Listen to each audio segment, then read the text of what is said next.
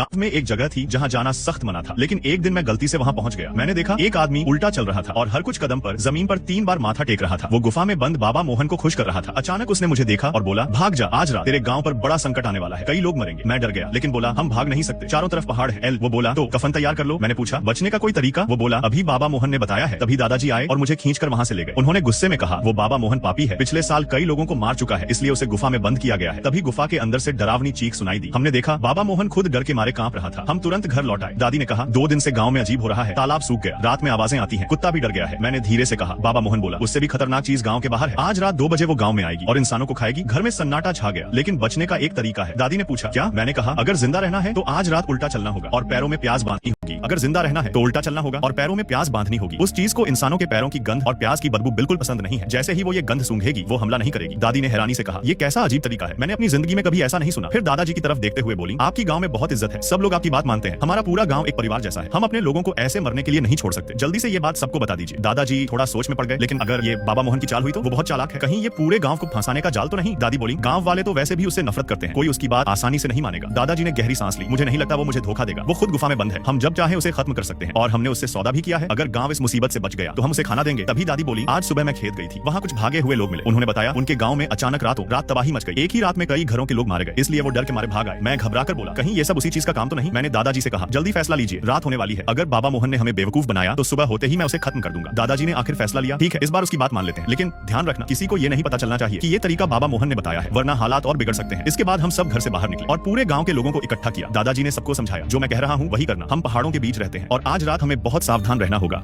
पीछे के जंगल में तो तरह तरह की अजीब और खतरनाक चीजें रहती हैं, किसी भी खतरे को हल्के में नहीं लेना चाहिए। दादाजी का चेहरा गंभीर था, लेकिन गांव वालों के चेहरे पर शक साफ दिख रहा था। तभी दादाजी के बड़े भाई आगे आए और बोले, मैंने अपनी पूरी जिंदगी इस गांव में बिताई है, मैंने कई अजीब चीजें देखी हैं, पहाड़ों की परछाइयां, जंगल के रहस्यमयी जानवर और कई ऐसी चीजें जिनका कोई नाम भी नहीं। अगर आज तक जिंदा हूं तो सिर्फ सावधानी की वजह से। उनकी बात सुनकर गांव वालों का शक थोड़ा कम हुआ और सबने एक बार दादाजी पर भरोसा करने का फैसला लिया। डरे हुए लोग तुरंत अपने अपने घर भागे और अपने परिवार के साथ तैयारी करने लगे। कुछ लोग गुस्से में बोले, अगर आज रात कुछ नहीं हुआ तो हम इन्हें छोड़ेंगे नहीं। धीरे धीरे रात गहरी हो गई और देखते ही